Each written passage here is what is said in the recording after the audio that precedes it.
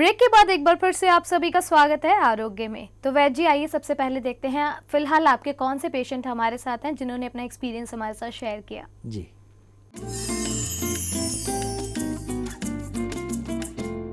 मेरा पिताजी का नाम सुरेंद्र महाराणा है। उनका उम्र 61 ईयर है। उनको लीवर सिरोसिस हो गया है। तो मैंने सारा बड़ा बड़ा हॉस्पिटल में भुवनेश्वर में उनका टेस्ट करवाया, इलाज करवाया। चेस्ट में पानी भर गया था उनका। तो डॉक्टर ने पानी 800 ml का पानी निकाले और मुझे बोल दिए कि उनका अभी ठीक नहीं हो सकता, 100% लीवर डैमेज है और उनका लीवर ट्रांसप्लांट करना पड़ेगा। तो फिर मैंने परेशान था। फिर आया, मैंने कोकिलाबेन हॉस्पिटल में गया मुंबई में। उन्होंने बताया कि 28 लाख का खर्चा आएगा।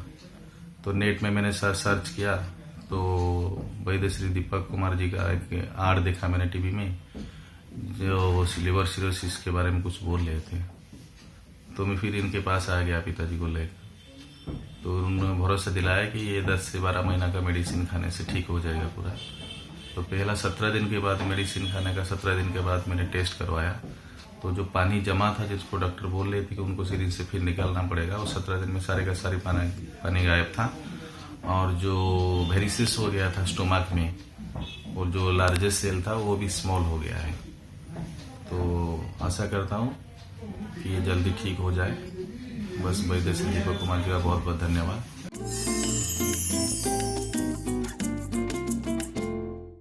भानु प्रताप जी, जो ऑन द वे ओडिशा से हरिद्वार आए थे, तो लीवर सिरोसिस की इनको दिक्कत थी। और कहीं ना कहीं मैंने भी नोटिस किया है कि हमारे पास जो भी कॉलर्स आते हैं या आपके जो पेशेंट्स हैं जिनसे हमारी टीम बात करती है, ज़्यादातर पेशेंट सिरोसिस के होते हैं।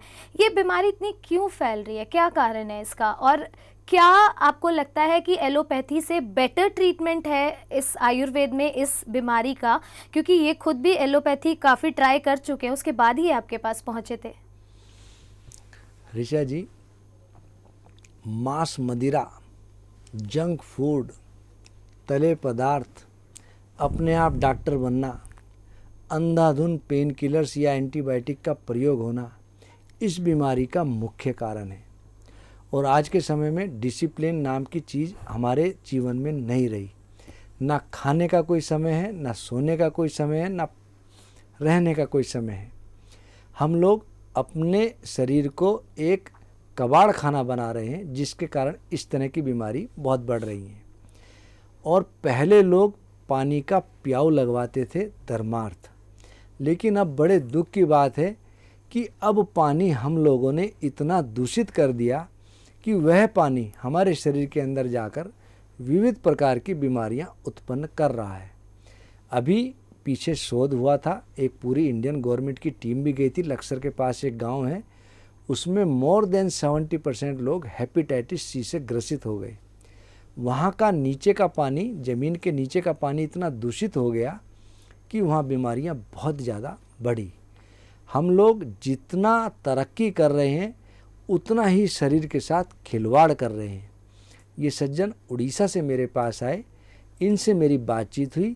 बहुत ही ज़्यादा ये सात्विक प्रवृत्ति के आदमी थे। कभी बाहर का नहीं खाते थे, जैसा इन्होंने मुझे बताया। कभी बीमार नहीं पड़े। अचानक दिक्कत हुई, टेस्टिंग कराई तो पता लगा इनको लीवर सिरोसिस है। इस बीमारी का मुख्य एक कारण गलत इंजेक्शंस लगाना, बहुत ज़्यादा गलत पानी का सेवन।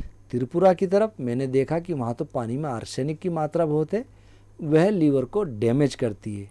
और कुछ डॉक्टर्स जो बहुत घटिया काम करते हैं, एक ही इंजेक्शन कई कई लोगों को यूज़ करते हैं। ये बीमारी तब भी बहुत तेज़ी से फैलती है। इनके साथ भी यही दिक्कत रही। और इनका वहाँ का पानी कैसा रहा मैं नहीं कह सकता, लेकिन जैसा इन्होंने बताया कि इनको बहुत ही कभी कोई दिक्कत नहीं हुई, तो ये वहाँ पर परेशान रहे। इन्होंने एलोपैथिक में अपना बहुत ट्रीटमेंट कराया। और मैं इतना कहूँगा, आयुर्वेद जितना अच्छा पेट के लिए है, उसके पासिंग अभी तक कोई पैथी नहीं है। जो बीमारियां पेट की कहीं ठीक नहीं होती, वह आयुर्वेद में निश्चित रूप से ठीक होती हैं।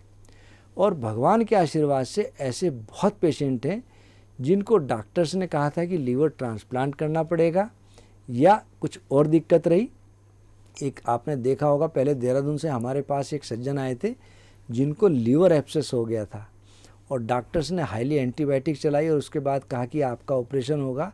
हमारे 2-3 महीने के ट्रीटमेंट के पश्चात उनका लीवर एब्सेस काफ़ी घटा और वो काफ़ी ठीक हुए। तो मैं इतना कह सकता हूँ, आयुर्वेद यदि दवाई सही है, डायग्नोज सही है, तो आयुर्वेद पेट की बीमारियों के लिए अमृत तुल्य है। इन सज्जन के साथ भी यही हुआ।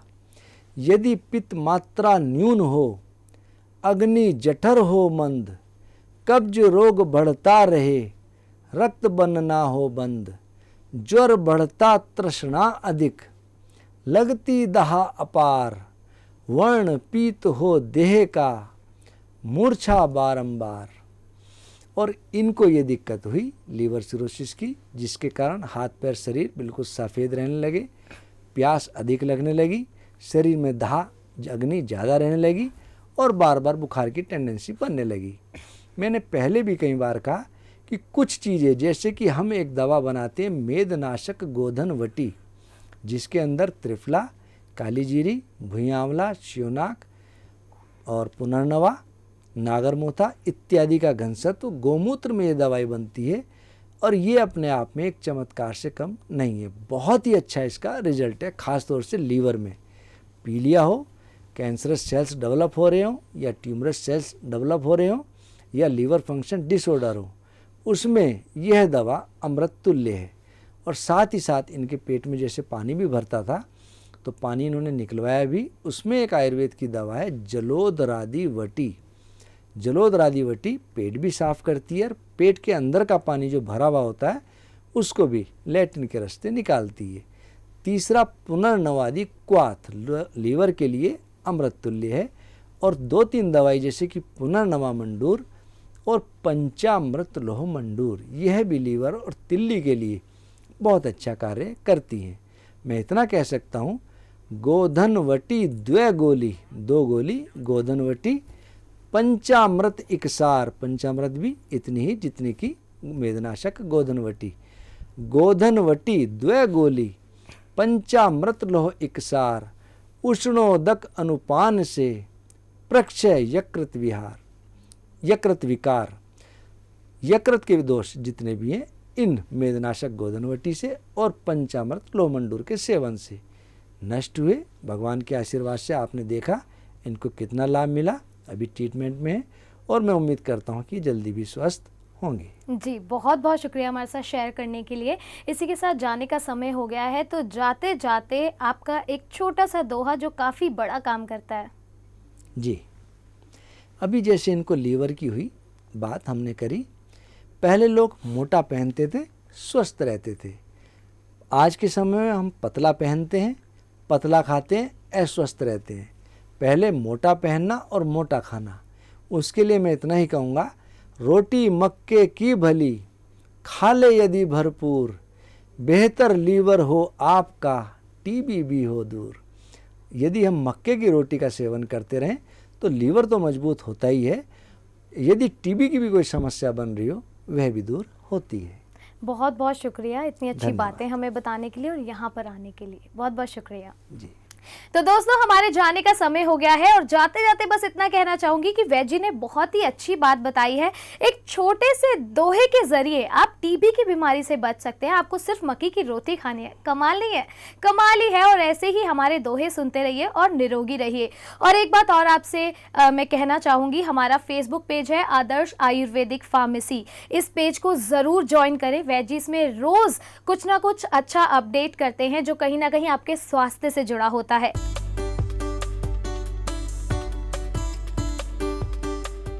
फिलहाल हमें दीजिए इजाजत, तब तक के लिए आप अपना ख्याल रखिएगा। नमस्कार।